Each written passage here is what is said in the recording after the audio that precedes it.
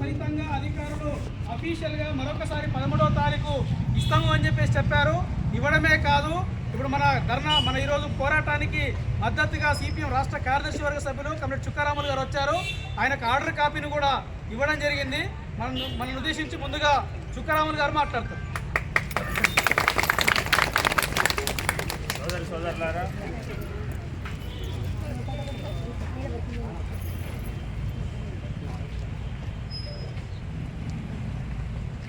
సోదరులారా, అలాగే మీడియా మిత్రులు, పెద్దలు అందరికీ కూడా నమస్కారం.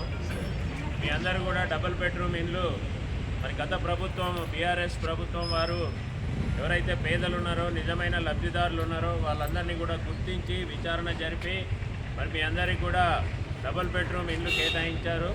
ఇవాళ జైరాబాద్ ఒక మున్సిపల్ పట్టణము. మరి ఇక్కడ ఇళ్ల సమస్య చాలా తీవ్రంగా ఉంది. మనందరం కూడా పేదవాళ్ళము, రెక్కాడితే కానీ డొక్క నిండనటువంటి పరిస్థితి ఉన్నటువంటి వాళ్ళము. ఎక్కువ మంది అసంఘటిత రంగ కార్మికులుగా పనిచేసే వాళ్ళు ఉన్నారు. కానీ వీళ్ళందరికీ కూడా ఇవాళ నివాసం అనేటువంటిది మరి పెద్ద సమస్యగా పట్టణాలలో తయారవుతూ ఉంది. అందుకని మరి అనేక రకాలుగా ఇక్కడ సిపిఎం పార్టీ ఆధ్వర్యంలో ఇళ్ల స్థలాల కోసం గతంలో పోరాటం జరిగింది. మన నాయకులు కూడా పెద్ద ఎత్తున ప్రజల కోసం నిలబడ్డారు. మరి అనేక కేసులు కూడా పెట్టి మరి అనేక నిర్బంధం వచ్చినప్పటికీ కూడా ప్రజలకు న్యాయం జరగాలి, పేదలకు న్యాయం జరగాలి అని చెప్పి ఎర్రజెండా సిపిఎం పార్టీ కొట్లాడుతున్న విషయం కూడా మీ అందరికీ కూడా తెలుసు. మరి ఆనాడున్న ప్రభుత్వం చెప్పింది, మేమే ఇల్లు కట్టిస్తాము, మీరెందుకు భూ పోరాటం చేస్తున్నారు, మీరెందుకు భూముల మీదకి పోతున్నారని చెప్పేసి ఆనాడున్న ప్రభుత్వం చెప్పింది. మరి దాని ప్రకారం కొన్ని డబుల్ బెడ్రూమ్ ఇండ్లు మరి నిర్మాణం జరిగినాయి. 560 మందికి ఎంపిక జరిగింది. మీ అందరికీ కూడా అలాట్మెంట్ చేస్తూ ఇండ్లను మీ అందరికీ అప్పగిస్తూ లెటర్లు కూడా ఇచ్చారు ప్రభుత్వం వాళ్ళు. మరి ఆ రకంగా లెటర్ ఇచ్చిన తర్వాత మరి మనకు తాళం చేయిస్తే పోయి గృహప్రవేశాలు చేసుకొని మనందరం కూడా కాపురాలు ఉంటాం, నివాసాలు ఉంటాం. మరి ఆ ప్రభుత్వం పోయింది, కొత్త ప్రభుత్వం వచ్చింది. ఇప్పుడు దాదాపు సంవత్సరంన్నర అయిపోయినప్పటికీ కూడా తాళం చేయి మనకు వస్తలేదు. అలాట్మెంట్ లెటర్ ఏమో చేతులు ఉన్నది. ప్రభుత్వం ఇచ్చిన అలాట్మెంట్ లెటర్ ప్రకారము వెంటనే తాళం చేయిస్తే మరి మన ఇండ్లకు మనం వెళ్ళిపోయేటువంటి అవకాశం ఉంది. మరి ఈ సమస్య మీద కూడా మళ్ళా సిపిఎం పార్టీ మీకు అండగా నిలబడ్డది. పెద్ద ఎత్తున కూడా కార్మికుల పక్షాన నిలబడి పోరాటం చేస్తున్నది. మరి మనం పెద్ద ఎత్తున మొన్న కార్యక్రమం కూడా తీసుకున్నాం. ఈరోజు కూడా మరి అధికారులు తక్షణమే ఇల్లు ఇవ్వకపోతే మేమే పోయి ఇళ్లను ఆక్రమించుకుంటామని చెప్పినాం.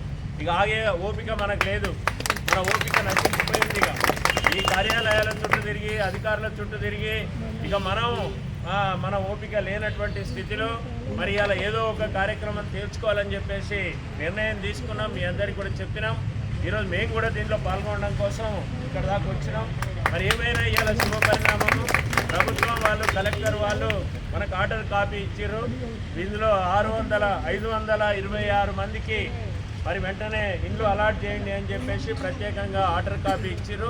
ఒక 134 మందికి మాత్రం వాళ్ళ మీద కొన్ని అభ్యంతరాలు వచ్చినాయి.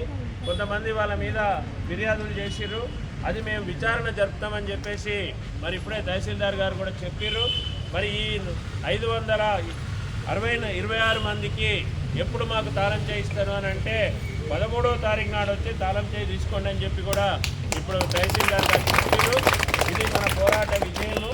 ఏదైనా పోరాడితేనే సమస్య పరిష్కారం అవుతుంది తప్ప మనం చేతులు ముడుచుకొని కూర్చుంటే ఎవరు కూడా మనకు ఆకలి అయితే అన్నం పెట్టాలంటే అమ్మనైనా అడిగితేనే అన్నం పెడతారు తప్ప ఎవరు వచ్చి పెట్టే పరిస్థితి లేదు.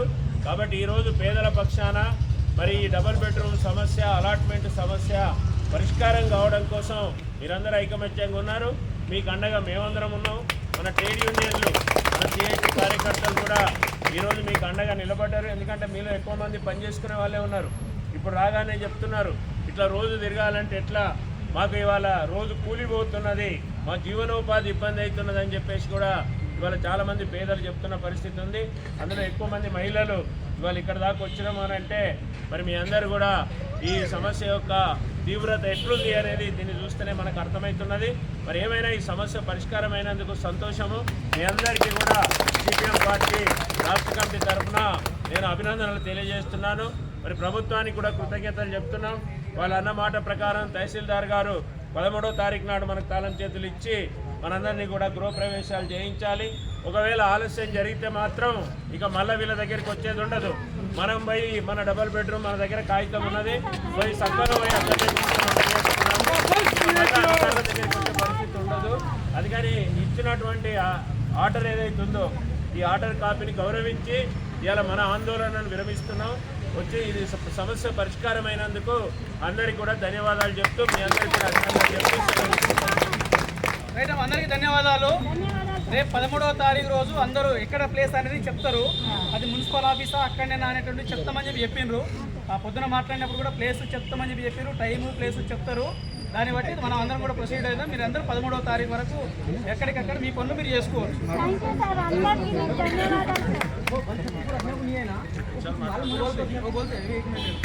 అట్లనే మన జైరాబాద్లో ఆ రోజు మనం ఆర్టీఓ ఆఫీసు ముట్టడి సందర్భంగా అనేక రకాల సూచనలు ఇస్తూ ఉన్నటువంటి మన సిపిఎం జైరాబాద్ ఏరియా కమిటీ కార్యదర్శి రామచంద్రన్ మాట్లాడితే కోరుతాం.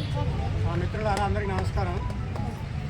మన ఆర్టీఓ ఆఫీస్ దగ్గర కూడా ఆ రోజు మనం సాటర్డే శనివారం ఉంది, తర్వాత ఆదివారం ఉంది, బోనాల పండుగ ఉంది.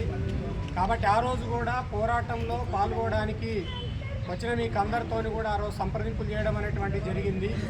అందరూ కూడా పోరాటం చేస్తే ఖచ్చితంగా ఐక్యంగా ఉంటేనే సాధ్యమైతే తప్ప లేకపోతే సాధ్యం కాదు.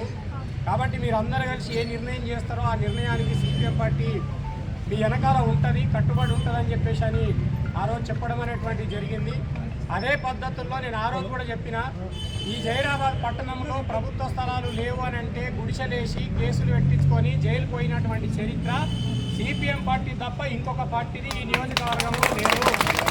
రెండోది, అప్పుడు టీఆర్ఎస్ పార్టీ వాళ్ళు కూడా మేము ఇళ్ల స్థలాలు సిపిఎం వాళ్ళు